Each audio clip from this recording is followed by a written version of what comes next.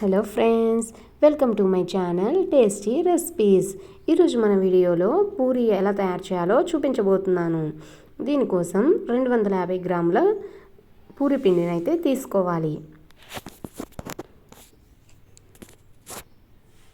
చూడండి ఫ్రెండ్స్, 250 గ్రాములు అంటే ఈ వీడియోలో చూపిస్తున్న కప్పుకి అయితే నాకు వచ్చింది.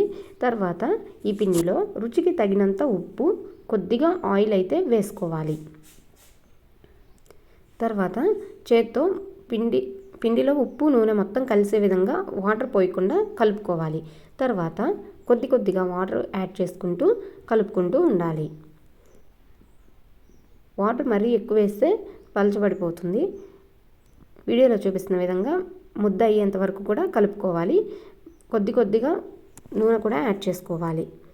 చూడండి ఫ్రెండ్స్, ఈ విధంగా సాఫ్ట్గా కలుపుకొని ఒక 15 నిమిషాల పాటు పక్కన పెట్టుకోవాలి. తర్వాత పూరి రుద్దడానికి ఒక చెక్కనైతే తీసుకొని పూరిని రుద్దేటప్పుడు ఆయిల్తో అయినా రుద్దుకోవచ్చు, లేదా పిండితో అయినా రుద్దుకోవచ్చు.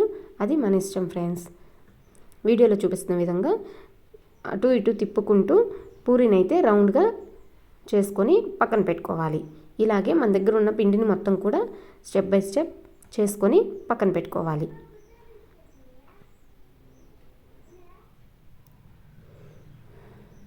పూరి పొంగాలంటే కొంతమంది దాంట్లో బొంబాయి రవ్వ, చక్కెర అట్లా వేస్తూ ఉంటారు.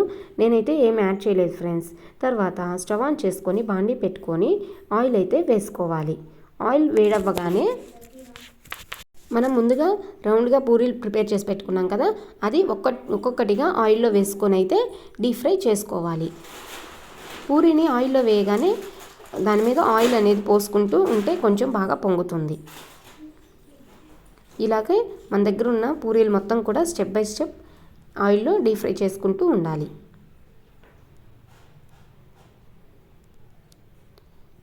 పూరీని కనుక అలా ఆయిల్లో ముంచినట్లయితే తొందరగా పూరి అనేది పొంగుతుంది.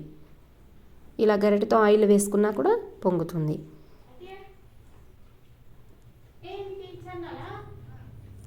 ఇంతే ఫ్రెండ్స్, ఎంతో టేస్టీగా ఉండే పూరి హోటల్ స్టైల్లో ఇంట్లోనే మనం కూడా ప్రిపేర్ చేసుకోవచ్చు. అయితే పూరీలోకి మటన్ కర్రీ కానీ, టొమాటో కర్రీ కానీ, ఎప్పుడు ఆ పూరీ కర్రీనే కాకుండా రకరకాల కర్రీస్తో తింటుంటే కూడా చాలా టేస్టీగా ఉంటుంది. ఓకే ఫ్రెండ్స్, మా వీడియోస్ కనుక మీకు నచ్చినట్లయితే please do like and subscribe. Thank you for watching.